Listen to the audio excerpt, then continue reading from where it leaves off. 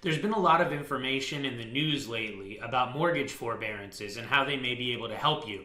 But I want to let you know that mortgage forbearances are not all that they're cracked up to be, and there are some huge pitfalls that you need to be aware of if you're considering one of these forbearance plans.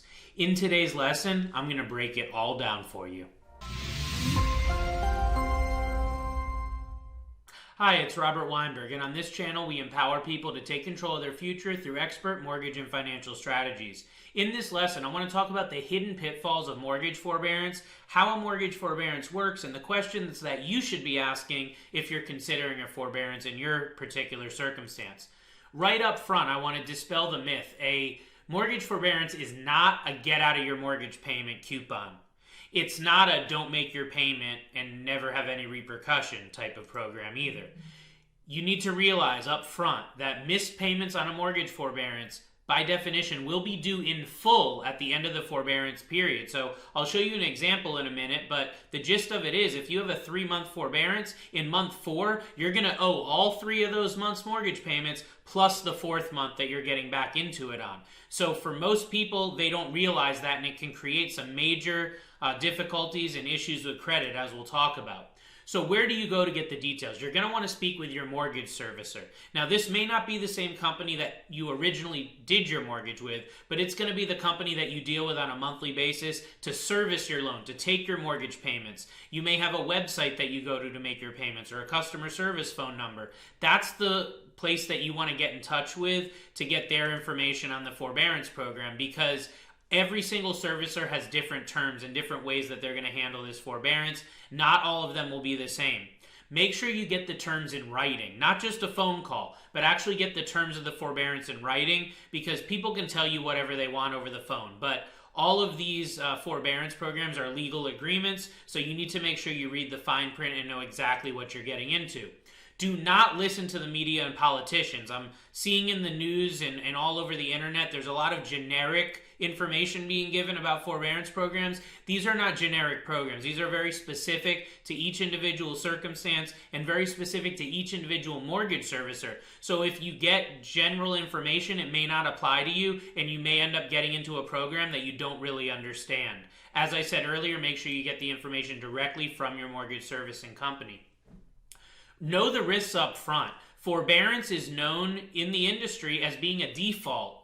Most of the credit bureaus are going to report it as a default. So you may not be able to get a new mortgage in the future, whether that be to purchase a new home or refinance a property if you do a forbearance. Now, something that I'm hearing in the industry is that they are going to make some changes to these guidelines. A forbearance may not in the future affect your credit the way that it does now, because this is such a widespread issue. But the details and guidelines on all that are yet to be announced. We don't know what they are yet. So as of right now, if you do these forbearances, you need to understand and assume that it is going to negatively impact your credit, not only because of the forbearance, but more so because of doing a loan modification. So at the end of that forbearance, you're going to have to make all of the payments, as we said, and as I'll show you an example in a minute.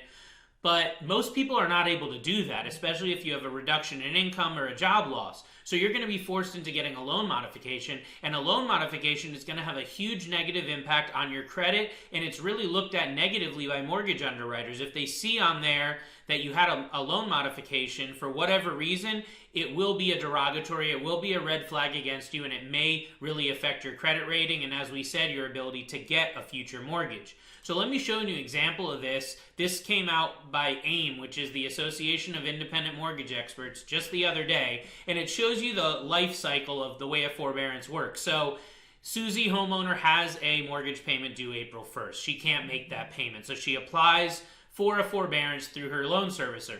Now, not all forbearance applications will be approved, so it could take a couple weeks or even a couple months to know if you're approved, especially right now with the volume that's coming through of people trying to get these programs done. Assuming that it is approved, if a 3-month forbearance is granted, she's not going to have a mortgage due for April, May, or June.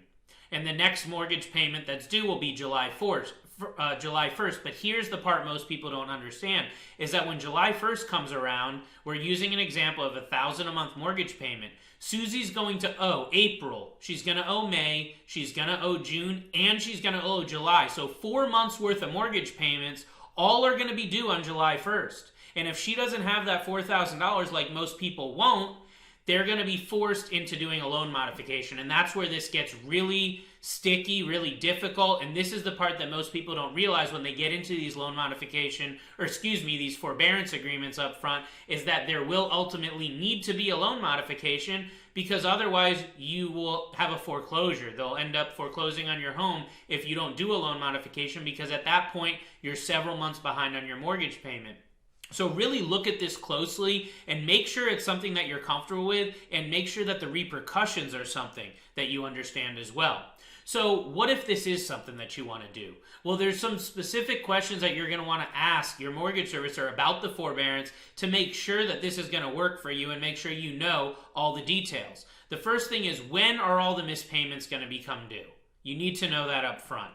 Will you still be acquiring interest on your mortgage during this period? What will the impact be on your credit scores? Not only the impact of doing the forbearance, but also what if you do a loan modification in the end? Because that will negatively impact your credit regardless of what they want to tell you. Will there be any fees incurred? Now, normally with this stuff, they're not going to require a fee up front, but there may be fees added to your mortgage balance. You want to know about that. And last but not least, when will I know 100% that you qualify for the forbearance? That's very important, because until you get the information in writing that you qualify for this program, you need to continue making your mortgage payments as agreed. Just like always, if you go over 30 days behind on your mortgage payment, it will show as a delinquency and a derogatory on your credit, and it will tank your credit score, even if the rest of your credit is pristine. So I hope this gives you some good insight, and it gives you the information you're looking for about the hidden pitfalls of loan forbearances and how you can overcome those. If it's your first time watching, go ahead and click the bell and also hit subscribe so you get notified on all of our future content. You can follow me on all my social media pages, and if I can be of assistance to you or anyone that you know, please reach out to me via call, text, or private message. We'll talk to you soon. Stay safe and take care.